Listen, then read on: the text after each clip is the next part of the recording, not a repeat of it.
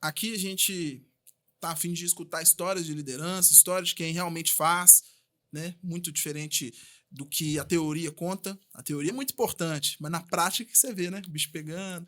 E eu queria saber de você, que eu acredito que muita gente tem essa curiosidade, com 21 anos, prefeito, né, de uma cidade, como é que foi o começo, como é que foi a sua trajetória, como é que foi lá atrás? Conta pra gente como é que foi isso. Felipe, a política ela sempre participou da minha vida, né? A gente sempre teve um contato muito amoroso, por conta que foi através da política que a minha casa, nós sempre tivemos um laço familiar completo, né? A minha mãe, por exemplo, em 2010 teve leucemia e foi através da política, através do deputado federal da época, Lael Varela, que a gente conseguiu uma ajuda para a gente arrumar um leito de hospital para ela. Em 2010, há 10 anos atrás, pode parecer assim um pouco recente, mas naquela época não era tudo muito avançado, igual está hoje, e dependia muito ainda de indicação, de ajuda política. O meu avô já foi vereador, também lá em Neodora, por 4 mandatos, e nós, na época, fomos retribuir ao deputado federal, o Lael Varela, a ajuda que ele ajudou a minha mãe no Hospital do Câncer lá de Muriaé. Com isso, na eleição de 2010, nós começamos a pedir voto para ele, eu, meu irmão Emanuel, meu irmão Neto e meu pai, fizemos uma cartinha falando da importância do hospital, né, na ajuda da minha mãe, para que nós pudéssemos manter o trabalho que era realizado lá.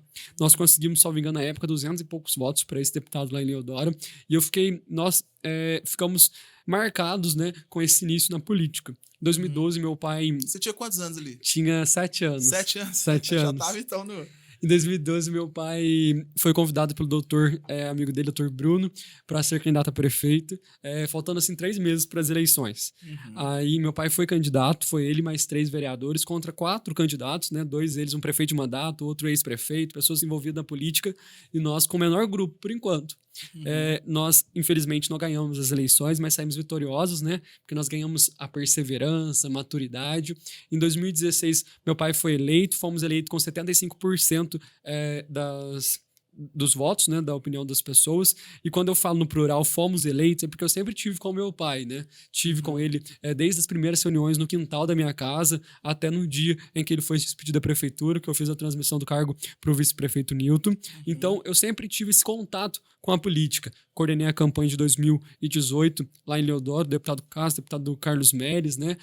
E saímos muito vitoriosos. Depois de 2020, na pandemia, meu pai foi para a reeleição, conseguimos também muito êxito na coordenação de campanha dele. Em 2021, entrei para a prefeitura de fato, né? Já fazia serviço voluntário como secretário de governo. E quando eu entrei, a gente ficou um pouco com medo, por conta que o pessoal fala assim, filho de prefeito, vai entrar, só porque é filho de prefeito. Só que foi diferente. A hora que eu entrei, a gente conseguiu trazer um novo perfil já para a prefeitura. Um perfil de conciliação, um perfil assim. Meu pai tem então uma fala que eu postei recentemente no meu Instagram, que ele falava, eu sou muito do não, Eduardo é do sim, é de conciliar, de conversar, porque meu pai tinha aquele jeitão dele, né, Felipe? Um jeito único, uma pessoa assim, muito impulsiva, ativo, né? E trabalhava muito por ele, Eudoro. Então, eu fui secretário de governo dele e eu sempre tive envolvimento na política. Quando eu era mais novo, eu adorava assistir Todo Mundo Odeia o Chris. Então, eu sempre despertei aquela vontade de participar de grêmio estudantil, de ter movimento jovem em escola, né? Então, a gente já começou isso na nossa escola, quando eu era mais jovem, fui presidente de grêmio estudantil, depois na faculdade fui membro do diretório acadêmico, e tudo isso somaram, né, para a construção do que a gente está conquistando hoje. Né? Nossa, mas assim, então você realmente nasceu ali no quintal político, né, que eles falam, né?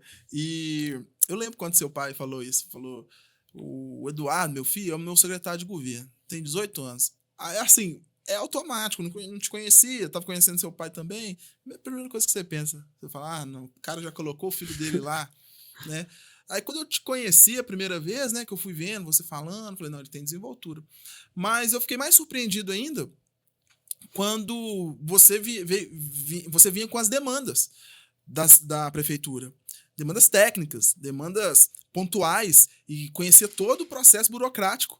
Então, e às vezes explicava o problema até melhor do que seu pai, que era o prefeito. Sim. Então, assim, a gente entende que às vezes a pessoa pode ser nova, né, 21 anos, tem muita coisa que precisa ainda amadurecer e aprender, entretanto, várias coisas já estão amadurecidas. Você já pode falar que você já tem mais de 15 anos na política. Quem que tem isso? Tem muitos prefeitos aí que não começaram a caminhar há 2 anos atrás, há 4 anos atrás, estão lá, você já tem 15.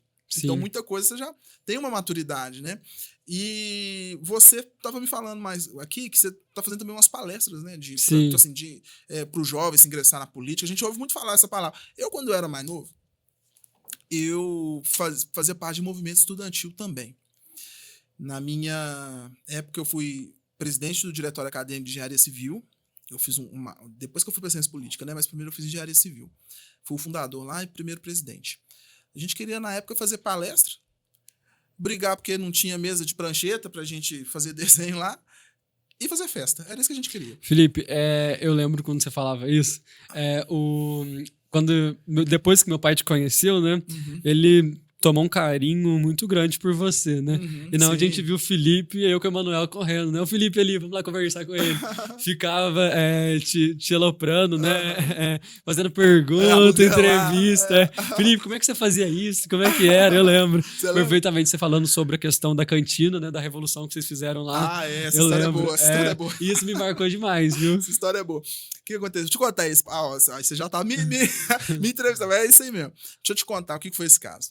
Era presidente do DCE. 6 mil estudantes lá. E aí, estudante, você sabe, né? O pão de queijo tá lá R$1, 1,20 já é um aumento de 20%, é muita coisa. Então, o café era... Não, na verdade, o pão de queijo era 2 na época, né? O café era R$1, que já era caro, aumentou para 1,20, não, para 1,50, era assim, uma coisa assim. E aí, assim, um absurdo. Aí todo mundo vai quem? Na liderança, né? Quem se propôs. Felipe, esse café tá um absurdo. Então, gente, como é que eu vou resolver esse problema do café? E aí eu lembrei que num outro diretório acadêmico que tinha em outra faculdade, eles distribuíam café de forma gratuita. Mas eu fui lá negociar. Conversei com a dona da cantina, falei, olha, você pode diminuir o café, foi muito o aumento que você fez, era R$1, foi para 1,50, pô, muito 10, estudante precisa de café e tal. Ela nem me atendeu, nem me respondeu, eu falei, não dá para fazer, não sei o que. Aí eu lembrei dessa questão. Fui lá, pesquisei, vi quanto era para fornecer café. O DCE, ele tinha um recurso. E assim, por incrível que pareça, fornecer café para a faculdade inteira não era um impacto grande financeiro para a gente, era pequeno. Então eu falei assim, quer saber? E o DCE é o seguinte, dentro do espaço do DCE é uma instituição independente, você pode fazer o que você quiser lá dentro, né? Isso é herança da ditadura militar, quando a polícia invadia diretórios acadêmicos, diretórios estudantes, então a gente pode fazer o que quiser lá dentro, né? Não pode fazer, cometer crimes, né? Assim, mas assim, a nossa administração é independente da faculdade. Então eu fui lá, no Barro Preto na época, comprei uma máquina de café desse tamanho assim, da caixa de padaria, fiz a compra de um monte de pó de café, cheguei lá, coloquei o café e pus café de graça pra todo mundo. DCE, café de graça. Bombou esse dia. E aí o pessoal ia lá, olhava assim, de graça mesmo, não paga nada, paga nada, paga nada, paga nada. O pessoal parou de comprar na cantina, começou a pegar de graça no DCE, óbvio. E aí, eu lembro que aí depois a mulher interessou a conversar comigo, né? Veio e falou assim, não, vamos conversar, como é que você não pode fazer isso? Eu posso, por causa que é uma instituição independente, não é da PUC, eu sou presidente do DCE, então eu posso fazer o que eu quiser lá dentro. Ela falou, olha, você não quis conversar sobre o café. O pão de queijo você também fez a mesma coisa. O pão de queijo eu não consigo dar para a faculdade inteira, não, mas consigo vender a preço de custo. Você vai querer que eu faça? Aí a gente começou a chegar no meu termo. Então, eu acho que essas coisas de negociação, relacionamento, diálogo, liderança, muito se fala do jovem na política, mas é uma coisa muito distante. O jovem na política, ele tem que, quando ele começa a querer resolver um problema coletivo ou contribuir num problema coletivo ali da região dele, da realidade dele, ele já está na política, né? No seu caso, a proporção é muito maior, né? Sim. Você é responsável pela vida de 7 mil, né? 7 mil habitantes. 7 mil habitantes que confiaram quantos por cento de votos? 88% dos votos. 88% dos votos, meu Deus do céu. E o que você atribui esses 88% dos votos? Por que você acha que você teve essa votação toda? Felipe, tudo a gente se constrói, nada é por acaso, né? Eu acredito que a minha votação ela foi fruto de muito trabalho. Eu desde muito novo sempre me dediquei, sabe? Eu sempre me dedico às pessoas, sou muito acessível. A gente, por exemplo, agora na prefeitura, a gente mudou totalmente o trabalho da prefeitura na questão de transparência, sabe? Divulgação maciça, porque eu sempre fui muito transparente, fui sempre muito conectado às pessoas. E hoje as pessoas estão cansadas daqueles políticos que só vêm de 4 em 4 anos para trazer promessa e nada se faz. Então eu sempre tive junto. Eu chamo a responsabilidade para mim. Eu acredito que a partir do momento que eu sou prefeito, eu tenho que zelar pela minha cidade, zelar com os compromissos e principalmente saber o que está acontecendo na cidade.